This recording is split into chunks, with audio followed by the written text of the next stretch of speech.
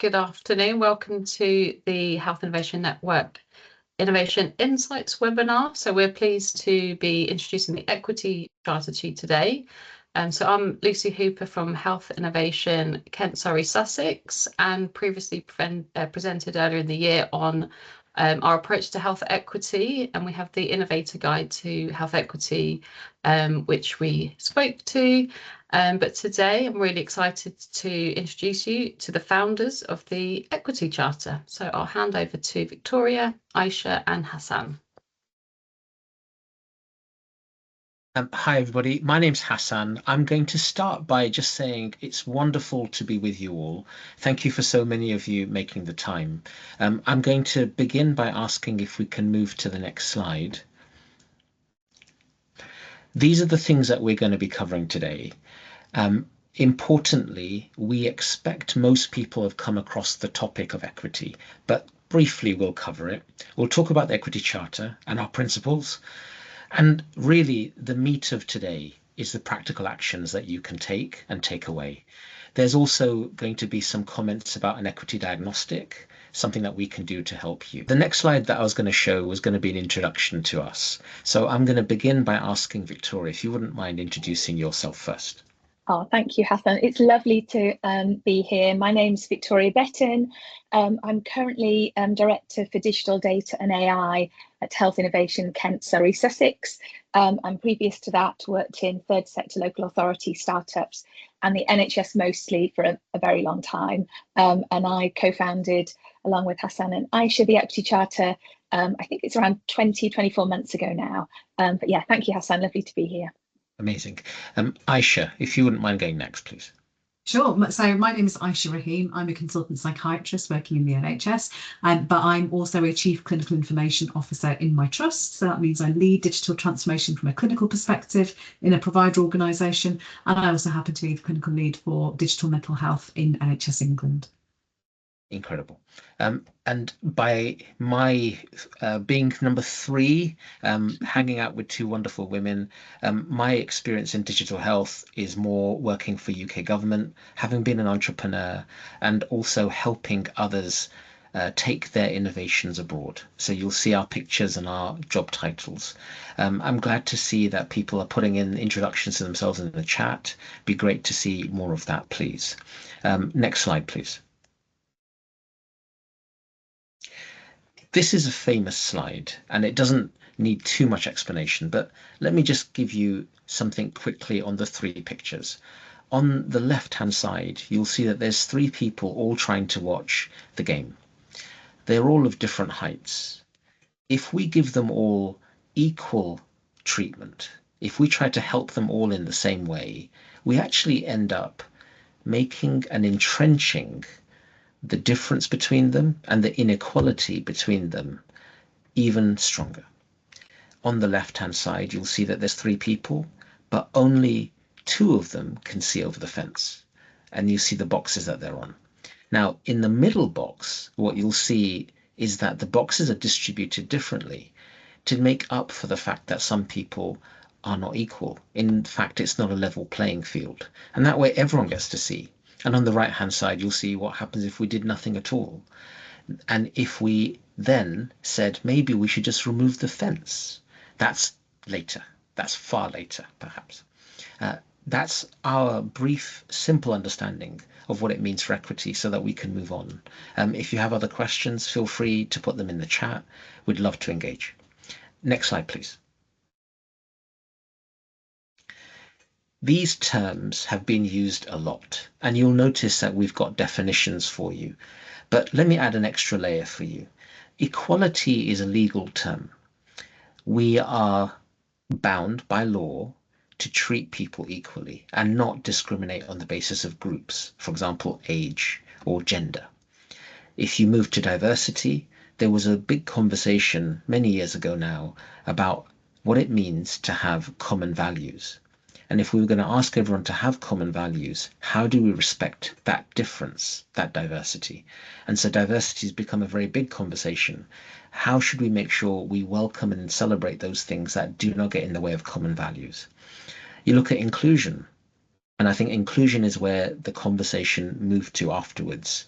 And it's about doing that extra discretionary effort to think, how can I make someone feel included and feel they belong? And the last point on equity is the part that I think we're now focused on. Health inequalities, which is a big topic for all of us, require something to be done early, because there is a systemic inequality baked in. That's why we have to consider equity and make sure everyone has a level playing field.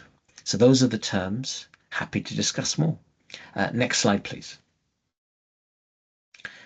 This is something that I'm sure everyone has a handle on already, but digital health, which is becoming the mainstream in healthcare, the more AI we have, the more federation we have of data, we need to make sure that we do not embed more inequity and that we think about equity in digital health. And some three points, very simple. Digital tools don't always work for underserved populations. Sometimes they're not designed for them. Sometimes we've made assumptions. We also know that minority communities can face higher levels of digital exclusion. How do we make sure access is not affected? And even deeper than that, sometimes we can make mistakes when we're constructing things in the background. For example, algorithms in healthcare, they can reinforce systemic bias. If we move to the next slide, please, you'll see some examples. If we do nothing, we will widen health inequalities. We will not just make sure there's digital exclusion, but we might create and generate clinical risk. We will lose public trust, and we will miss the system-wide benefits. There's so much that will happen if we do not carry this fight now. And that's what we want to do together with you in the Equity Charter. Next slide, please. These three examples are just the tip of the iceberg. There are so many ways that there's inequity permeating what we do in digital. For example, pulse oximeters, which measure oxygen levels in the blood. We know that they overread the O2 levels in Black patients, in patients with darker skin. So my skin will be overread, and Black patients will be overread even more. And if you see from the New England Journal of Medicine, we saw that Black patients were 3 times more likely to have undetected blood oxygen levels. And what does that mean? It meant serious consequences for people during COVID. That's the kind of inequity that we want to change. Next slide, please. I'm going to hand over now on purpose and vision to Aisha. Thanks, Hassan. So really, you've heard a bit of the case for change, really, about why we are so interested in equity within the digital health, within the medtech field, and particularly around the innovation side of things as well. And so really, our whole purpose, our reason for being, is to advocate for equity in digital health in its broadest sense.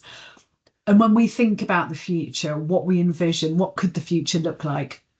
What we're thinking about is a sector where the digital tools that we're all part of creating or testing or implementing, they serve everybody, including those from underserved communities, and especially, in fact, those people from underserved communities, because we know that those cohorts have the worst health outcomes generally anyway.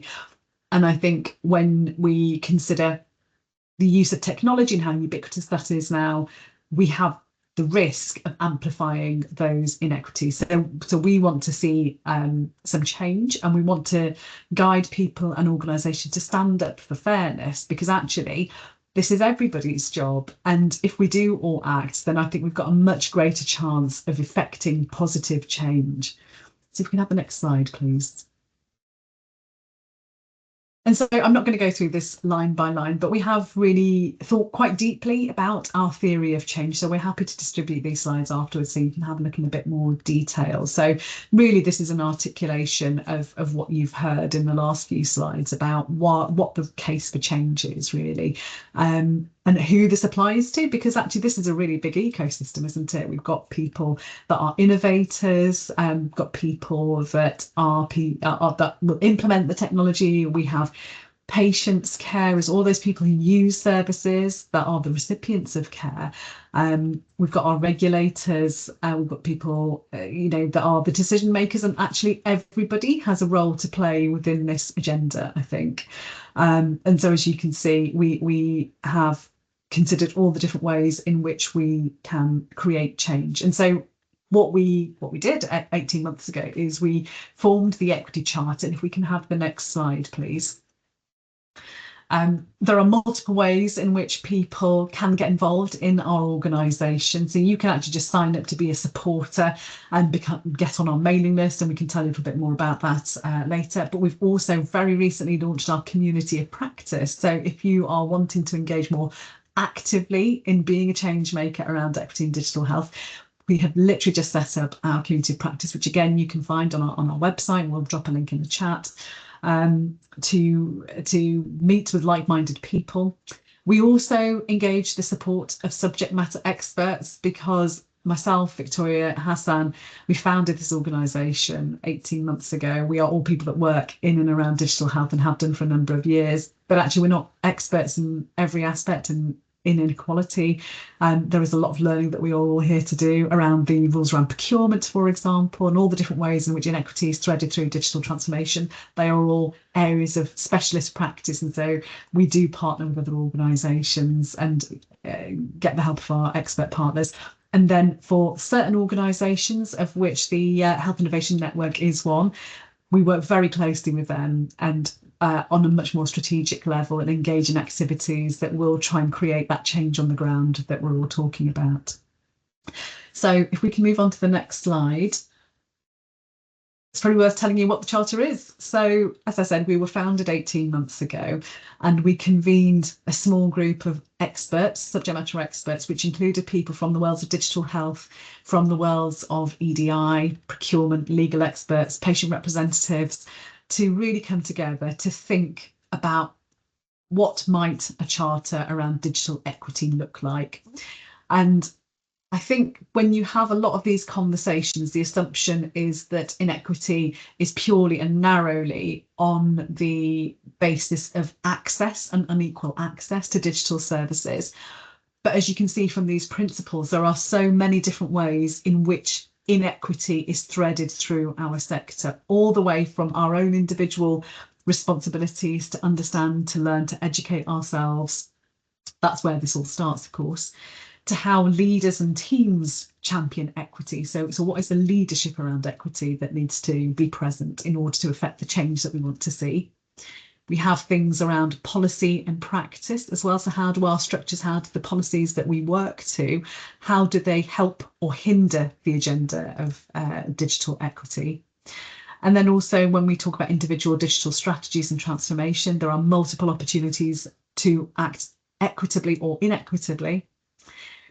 And then thinking about the makeup of our teams, so our workforce that are working in digital transformation in whatever capacity, we need to make sure that those teams really represent the communities that they serve, because if we don't have that diversity of experience, that thought diversity, it's not likely that we are going to come up with diverse solutions that meet the needs of diverse societies.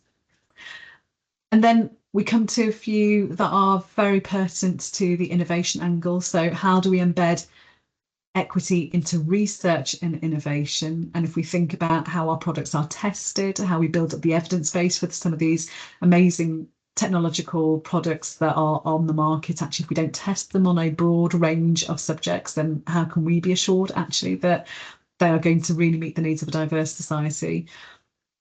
And that really goes into product design and how do we engage people, how do we engage patients, carers from all of those communities that we serve, how do we engage them and really understand their needs? There is also the possibility of, when we procure digital products, platforms and services, that we can choose to act equitably from that perspective as well. And how does our contracting support the equity agenda? And then 9, very much topical at the moment with AI and machine learning and all the use of data. How might that inform whether the products that come out of the end of that are equitable and they actually meet the needs of those communities that are underserved?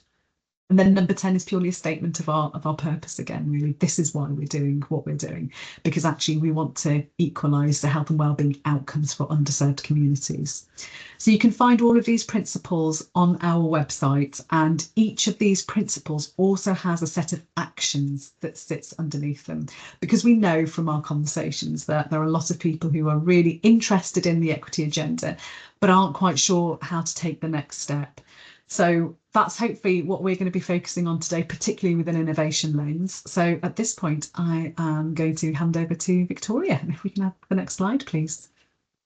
Thank you, Aisha. And before we do this next piece, I just wanted to say as well that we deliberately designed those 10 principles so they were equally applicable to industry as they were to digital teams within the NHS. So wherever you're coming from, and it's great to see some of the people on the webinar, and your roles and backgrounds really varied. You know, hopefully there's something that speaks to each of you. You might be coming up from a different angle, but each of you can relate to each of the principles. So before we go on and do a bit of talking about how you can build equity into your approach, we thought it would be nice just to have a bit of your participation. So what we'd like you to do is to just take a minute, probably not 2 minutes, I'll give you a minute and I'm going to time it, just to have a think about, from your perspective and your experience, what are the sort of things that get in the way of equity in digital health? So thank you for sharing, and I recognise some familiar people here as well. So I think time, I put time in mine as well. So lack of buy-in, lack of inclusion of teams in procurement, it's a great one, and underserved communities being considered an afterthought, feeling unheard due to stigma and discrimination, and staff thinking it's too difficult. So I think that's often the case, and that's something that we've thought a lot about, and how can we move this from the too difficult box to something that actually we can design in rather than design out, even if inadvertently. I'm just having a quick look at other comments. So not involving marginalised communities when developing products, it's a really good point. Use of acronyms, so how do we exclude people by using language that ends up with people not feeling included, or they can get involved. And it's great, Lucy, thank you for co-production. So very rarely do we do co-production, very rarely do we do deep engagement with people that might be the beneficiaries of digital tools and services. And I love that last one from Georgia, ownership or lack of. So it's everyone's business, but nobody's business at the same time. So listen, thank you so much for sharing some of those challenges. We will flip that. So we'll come out, we're going to be all miserable now about all the barriers, but we will move on to thinking about some of the enablers as well. But really appreciate you putting those in. And while we move to the next slide, could I also invite you, if you've got any questions or comments or resources that you would like to share? I know there's a wealth of knowledge and information on this webinar, so please do share with us as well. So what I'm going to do is just pull out a few of the principles and just elaborate on some of the ways you might think about addressing them in practice, in real life. So listen, if you're working in the NHS, then you might have your digital strategy, you're thinking about your big digital transformation programs. If you're a startup or a scale up, an industry partner, you're thinking about your overall strategy and how you deliver the purpose of your organization and develop a sustainable organization. So I'm going to touch briefly in a moment on a project we've been doing with Logic, but just a few sort of checks and ideas. And I have got a very noisy background, so I hope you're not hearing background noise, but someone wave at me if you are. Okay, I'm just shaking your head, so that's good. So there are levers, particularly if you're in the NHS, with equality or equity impact assessments. So they're typically used for policies and so on, but you could bring those in. So thinking about how you bring in assessments at different stages of either projects or programs or indeed strategies to check whether you are addressing equity and whether you've missed it out. So the things that we measure tend to be the things we pay attention to. So including equity into your strategy, as well as metrics so that you can measure where we are developing strategy transformation programs, co-designing those, making sure we're addressing diverse staff and also diverse patients and members of the public. We do need to think, of course, that we have fair non-digital options available and that we track things like demographic take-up, but there are many other things you might want to track as well. We think not only about things like diversity of our workforce, but also boosting digital literacy as well. So there's a whole range of things you might want to think about from a strategic point of view, but I think the most important thing is that you take time as digital teams, as industry, as organisations, to educate yourselves about equity and to build it into your strategy from the get-go, so it's there embedded and you're constantly reflecting and learning. And if I could have the next slide, I'll talk about some work we've started doing with Logic, who are a Leeds and Manchester-based consultancy who supply to the NHS. And only a couple of weeks ago, we did a diagnostic with them. So we did a diagnostic where we introduced a small senior team to some of the notions that Hassan talked about earlier and the purpose of the equity charter that Aisha touched on. And then we invited them to rate themselves against the 10 principles, see where they were strong, see where they may have some gaps, and they developed an action plan for how they can embed equity more sustainably within the team. And those are just a few photos of them. You can see there was sweets there was Lego, there were post-it notes. It was very participatory. But even if you do that with other people, with ourselves, on your own, just what I'd encourage you to do as a team or as an organisation is just have a pause, take a bit of time, think about your strategy and think about how you can embed equity and think about who the experts are that might be able to help you do that. So if you're a digital team in an NHS trust, you will have an EDI lead somewhere and you might not have spoken to them, but they'll have a wealth of information. You will have staff diversity networks, you'll have patient and public involvement groups. So sometimes it's even just looking around you to see where you can get that help. And there are loads of resources out there for companies as well, thinking about things like the NHS design standard, thinking about how you involve end users in the design and development of your products and services. Did we have chocolate for people with allergies? That's a very important question, and we did not. And I don't eat dairy, so sadly I did not have any chocolate. I'm glad we're hitting the important questions in this webinar. If we could move on, please. Thank you. Yeah, so the other one, another example, I'm going to pass back to Aisha, and Aisha's going to share some work she's been doing in her trust about how Surrey and Borders are thinking about embedding equity in innovation more broadly across the organisation. So Aisha, over to you. Yeah, thanks, Victoria. So as I said, I work in an NHS Trust, Surrey and Borders partnership, and we are just about to kick off our brand new programme, our portfolio of work, our digital portfolio of work, which has a number of different projects within them, including some big infrastructure ones like our electronic prescribing, but also some smaller things as well. And what we were really keen to do, what I'm really keen to do, is that we have that lived experience voice threaded through our programme. And it's not something that is done everywhere, and sometimes where it is done, and we've been guilty of this in our organisation in the past as well, is that we've had somebody on a board with a lived experience, and that's possibly been the extent of our patient involvement, maybe the few committees here and there. And actually what I wanted to do in the organisation was, as we're having a new start of the new portfolio of work, to really think more deeply about how might we thread this through. So it isn't tokenistic, it's not tick boxy.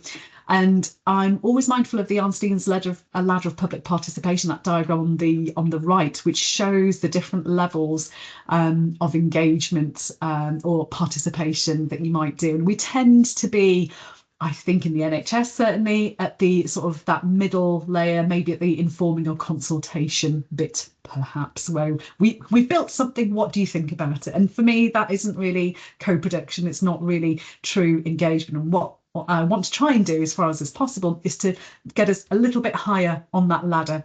So actually it's more of a partnership. It's less of a, here's something that I built, what do you think? But come build this with us. That's what we're trying to do. And so what that's resulted in is in us taking the approach of having a lived experience practitioner absolutely in our decision-making spaces, which will be our board or our steering group, but also to continue a previous group that we've had where our lived experience practitioner sets up a reference group of people who use services and carers, and that's convened to be as required when it makes sense to do so. But also we are wanting to engage with our existing Surrey and Borders Partnership patient and carer forums, because that is a rich source of sort of opinion and viewpoints. But of course, those committees that exist and those groups that exist within organisations tend to skew to a particular demographic. And so we're really conscious, and this is where the equity comes in, about reaching out to those underserved communities of people in our patch that would never join a patient forum in a trust. And there are various groups within our system that do that outreach work that we can also link into. Just two examples of those are the Surrey Coalition of Disabled People, so obviously representing people with disabilities, and they have their links and networks that we can then tap into, and also the Surrey Minority Ethnic Forum as well. So as you can see, our portfolio of digital work for my trust going forward will consist of a number of different strands and different methods of engaging people who use our services from many different types of backgrounds. So it's not a one committee or one person job. This is thinking more broadly and creatively about how we might try and get as much diversity of opinion, particularly from underrepresented groups, as we possibly can to inform our portfolio of work. Thank you, Aisha, for sharing that example from a trust perspective. And I think it's one of the things you're constantly going to be learning and tweaking and adapting as you go. But I think having it embedded within your thinking from the get-go is the important thing, and making sure that you're constantly reflecting, and you'll never get it right first time, but constantly striving to is really important. If I could have the next slide, please. Now we do have innovators in on the group chat, so I'd really on the webinar, sorry. So I'd love it if people would put in their experience and suggestions too, because this is in absolutely no way exhaustive. Now somebody did say, I think in the chat earlier, that inclusion of diverse communities, people from underserved communities, is often an afterthought rather than something from the get-go. So making sure you design with excluded groups from the start. And you know, when I'm not doing this sort of thing, I teach user-centered design. And one of the things, and in fact, I've been running a workshop today at Chelsea and Westminster this morning, which is where I am now, is saying that actually when you design for the most excluded people, you usually create good design for everybody else. It's not a zero-sum game. Designing for people who are less able to use a service is a way of designing a good service for absolutely everybody. Testing accessibility early and often, and the DTAC wants to see, when you're scoring yourself against the DTAC, mapping user journeys, thinking about accessibility. Again, I'm just about to do a project with done a project with Tiny Medical Apps, who have just got some NIHR funding, and they are planning to do usability testing with diverse young people. It's a mental health feature within a passport for young people with long-term conditions, and they've been really smart in partnering with Young Minds. And Young Minds have great trusted relationships and access to young people. They have all the safeguarding in place. And so what that means is, by working with a trusted partner, they've been able to and are going to be able to work with young people who might be less likely to use a digital tool than others. So testing accessibility early and often. And by accessibility, I don't just mean physical accessibility. We need to think more broadly about motivation, about trust, about relatability. Do I look at a digital tool and think this is meant for someone like me, or is there something about the way it's designed or the images that are used that make me feel that this isn't for me? Using plain and inclusive language. Someone mentioned that early on, didn't they, about the use of acronyms to that subtly exclude people. thinking about universal design standards, thinking about disability barriers, and then constantly refining based on user feedback and correcting those disparities when we see them. I was saying in my work earlier today, we often take a project approach to digital transformation where we do a thing for a set period of time and then we think it's business as usual and we hand it over. But actually, if we take more of a project approach, then we're constantly reviewing and checking and adapting as we go. And I think particularly as we are starting to see more artificial intelligence products and services in the NHS, that post-market surveillance checking is really increasingly important. So yeah, so Tiny Medical Apps is an example of a small company using an NHR grant to get the resources so that they can work with organisations such as Young Minds, which enable them to access diverse young people, work with them in an appropriate way, make sure all safeguarding concerns are handled, and then taking that iterative prototyping testing approach so they're able to get feedback and not compound inequalities inadvertently, even if that's not their intention.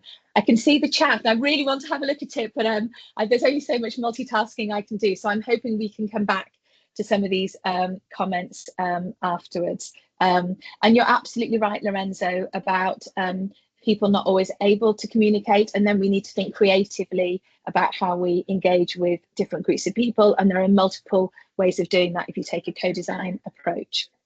So if I could have the next slide, please. So we spent a lot of time thinking about data and the design of algorithms, and because this isn't our area of expertise, we partnered with Standing Together, who come out of Birmingham University, a group of academics, and they've developed a set of recommendation and standards for data diversity. And you can find them, if Aisha, you wouldn't mind putting it in the chat, they're datadiversity.org, I think is their website. And you can find the full recommendations there, and they're one of our partners. But what they talk about is collecting consistent, high quality ethnicity and inclusion data. Too often we have poor quality data, so there's a challenge and an opportunity there. Filling data gaps where we can, disaggregating data so we can start to reveal, thank you Aisha, hidden inequalities, and sharing insights transparently to drive action. Being clear about where our parameters and our limitations are and not over claiming, and just because we've trained something on data that isn't inclusive, claiming it works for everybody, but just being clear. And Hassan, I might invite you to come and say more about disaggregated data. And then using data collaboratively to generate meaning and to shape solutions with communities. So data tells us a certain amount, but actually how do we engage with that data to create meaning and to drive inclusion? So Hassan, do you want to come in on the disaggregated data point? Thank you. There's lots of assumptions that we can make if we only look at data in the aggregate. We can, for example, think one particular ethnic group is less amenable to the idea of COVID vaccination, which actually was one of the discussions happening. But when you disaggregate the data, then you realize what that really means, that some people within that group were really interested in getting the vaccines and others may not be. And then you can work out what to do without making assumptions. The assumptions come because sometimes we're looking at the data picture in the round rather than disaggregating. And there's a lot of injustice that can take place with those assumptions. And the deep part of what we're saying with equity is that if we value lived experience, if we value what people feel and we don't impose on them and we listen to them and we don't make assumptions, we can get to an answer that is equitable. And a first part of that is to disaggregate the data. Thank you, Victoria. Thank you, Hassan. And while Hassan was talking, I just had an opportunity to read some of the comments, and I really like the comment from Vanessa about power balance, and it's such a good and important point to raise, and you got me thinking about user-centered design. So you know, all the work that I do is teaching digital teams, innovators, how to really seek to understand a problem, understand how people are solving things at the moment and how you might be able to help them solve them better, defining user needs, and then co-creating solutions. But you can do all of that and still reinforce inequity if you're not explicit about really taking time to understand who's included, who's left out, and taking active steps to involve them. And you need that sort of that mindset right from the beginning, because if it's an afterthought, it will always be an afterthought and you'll always be playing catch up. But I love that idea of starting with a more blank page and working with organisations that already work with seldom heard communities, and asking with real sort of respect and deference if you can be invited in to other people's spaces. I think that power dynamic of going out and extracting is a problematic one. So, you know, there's so much written out, there's so much that you can draw on to make sure that you approach this way of working with a really equity-driven mindset. Victoria, I just wonder if I can come in briefly there on that as well, because it is a really interesting question, and I wonder if there's sometimes a bit of a reality at play here as well, because organisations will sometimes have a very clear idea, and I'm thinking about provider organisations here. They will have a very clear idea of this is what we need to implement. We need to implement some kind of patient portal, etc., etc., etc. And that isn't. I think that's the opposite of what you're saying, isn't it? You know, you already start in mind with what you think you need to do. And so shifting that power balance to get people to take a step back is quite a hard task, and we should absolutely aspire to that. But this is where I think innovators have a really, really great opportunity here, because actually, if as innovators, the people that are creating these products, platforms and services that we're all consuming are starting with that mindset, then that changes the market a little bit. And if we know that we're procuring something where somebody has started in the way that we think that they should, by starting with the person and working backwards from there, then that allows us to then implement things that are better designed, and they start with the problem, they start with the person rather than starting with the technology. So I think this is a prime example of where innovators can lead the way with this. That's such a good point, Aisha, and I think there's a real business case for taking an equitable approach, and there's commercial benefit, not least having a good provenance to the product or service you're developing.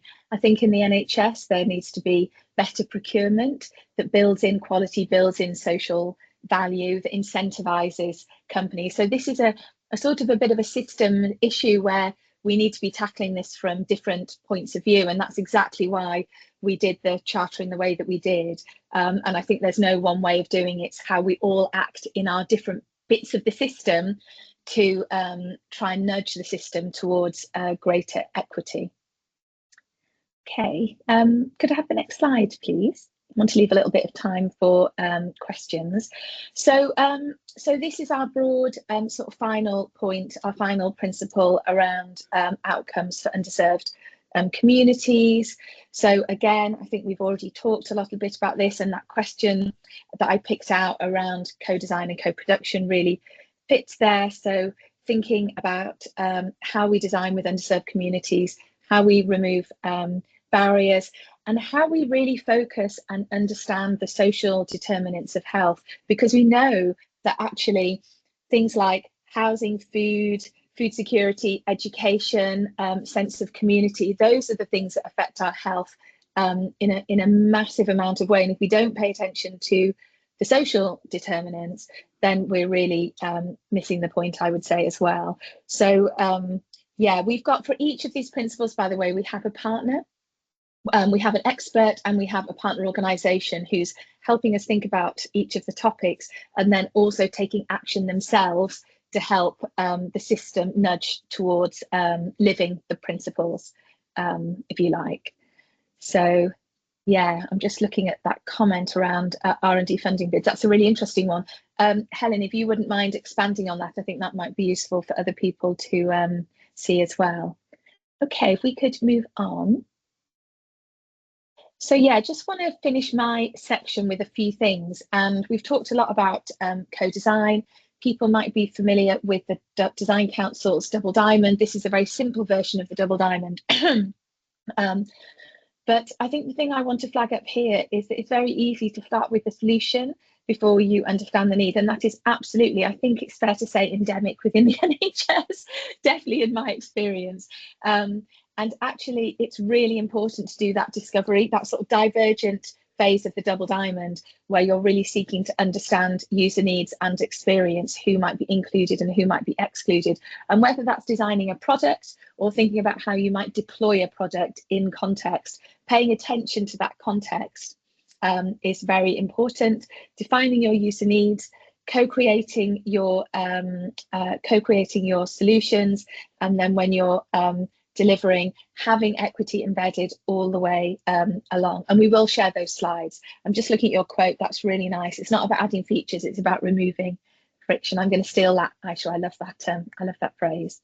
And if I could have the next one, please. Again, people might have seen the NHS design principles, and I would really encourage you to look at the NHS service design manual, whether you are a startup, an innovator, or part of an NHS team or a health innovation network.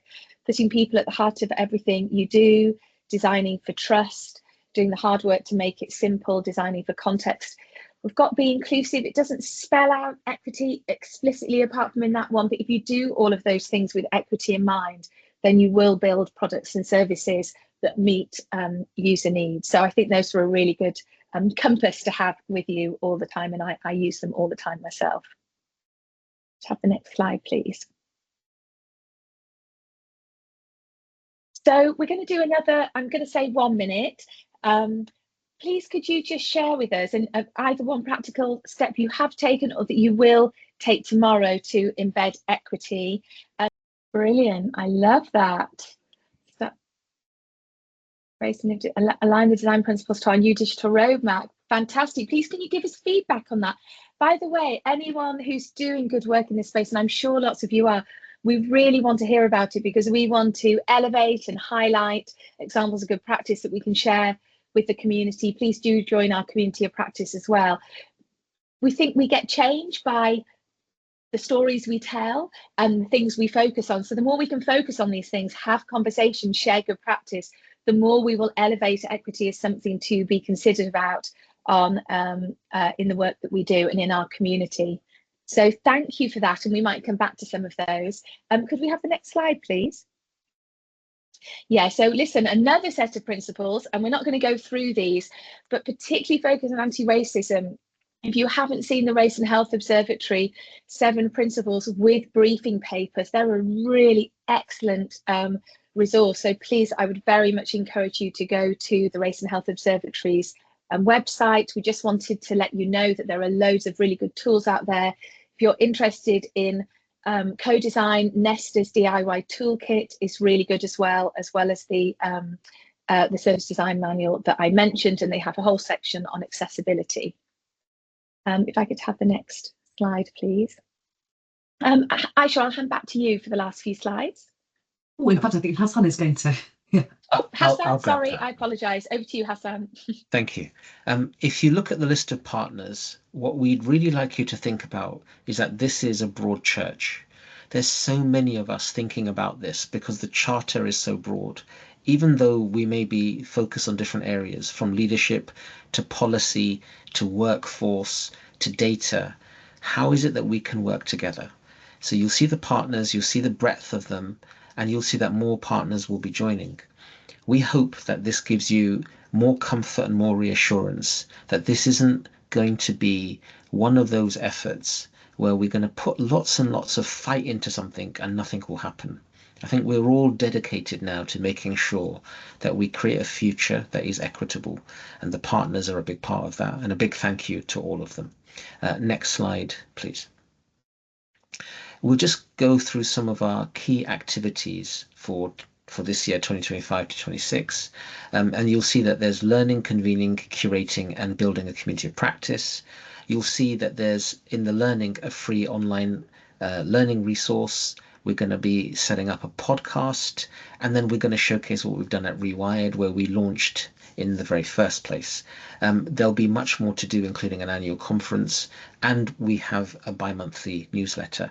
You'll notice that in the community of practice, it says 4 times a year. What we're really hoping to do is bring together people who are interested in doing things with their own internal motivation. It's not that someone's going to ask you to do a task, it's because you want to do this. So come on board to the community of practice. Suggest the projects that you want to be involved with, or the tasks or the learning that you'd like to bring for others to be involved with. Community of practice really needs people who are interested, self-interested, and want to make things interesting for others. And we've already discussed the community of practice, but I should mention we've got Emily Birch and Gurenek Dosanjh.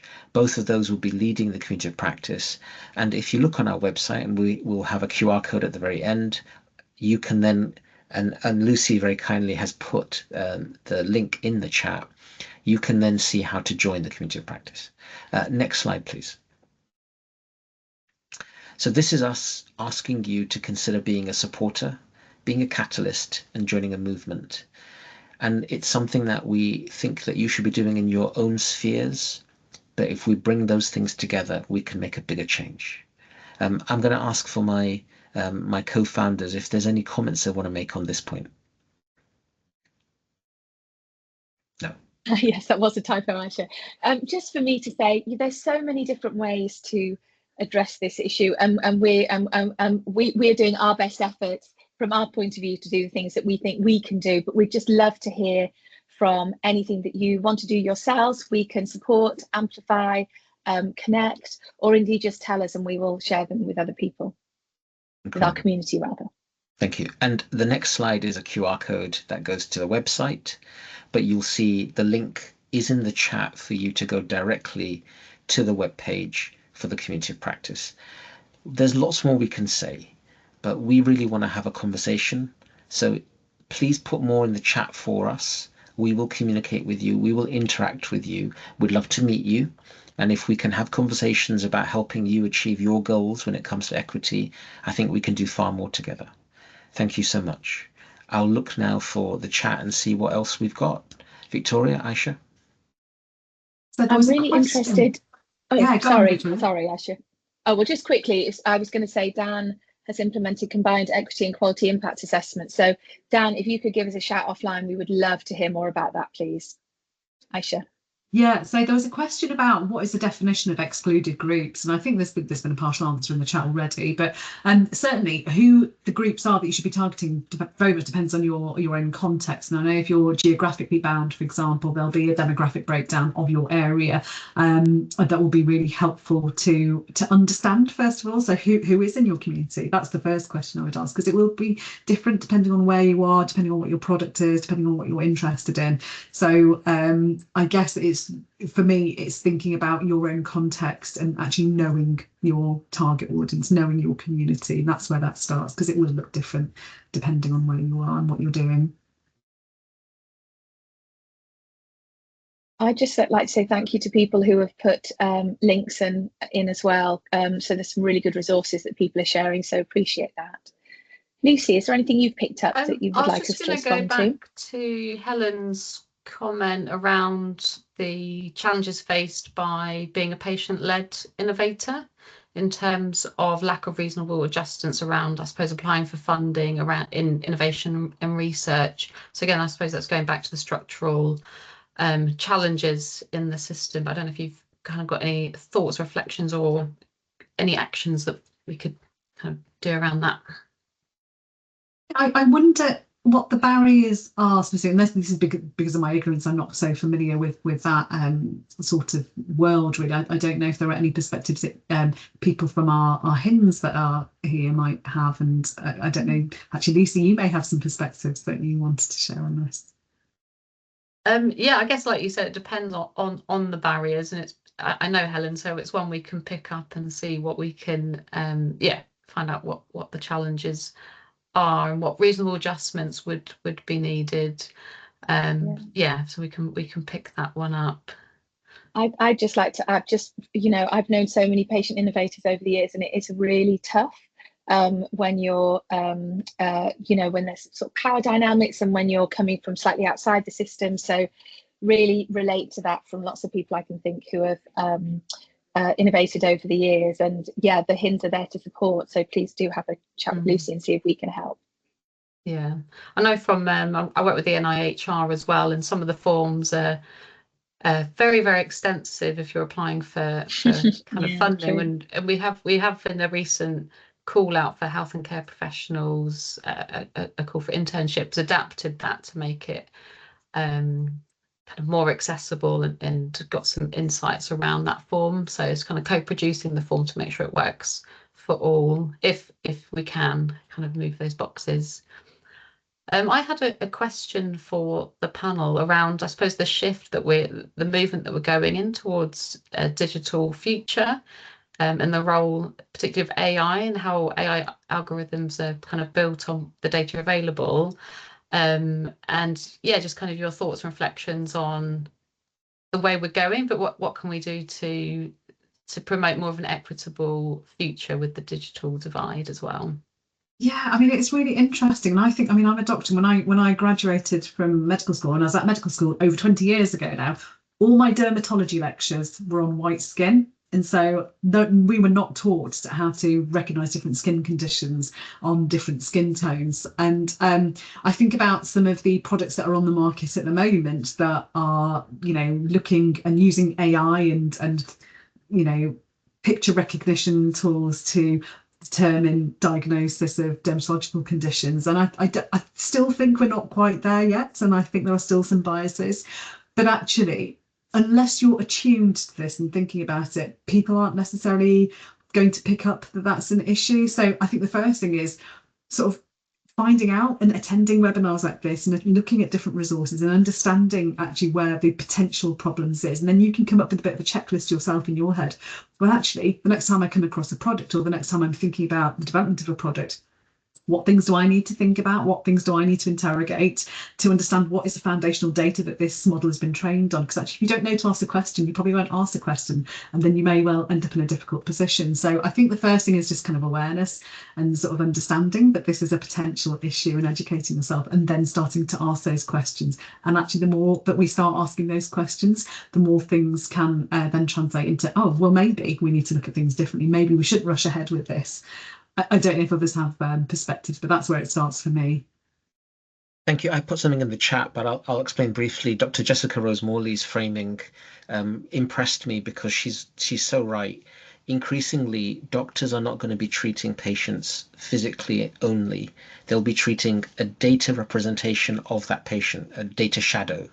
And because they're also going to be using that data shadow, imagine if that data shadow is not representative of the person that you are looking at. You will end up embedding more systemic inequality and inequity. That's why we have to get this right from the very beginning. Great. Victoria, did you have anything more to add? I'm also conscious of time, and people are starting to drop off. So yeah, just want to thank our speakers today for coming. It's been very insightful and engaging, and for everyone turning up today as well. And please do get in touch with us through the email address, but also by signing up to the Community of Practice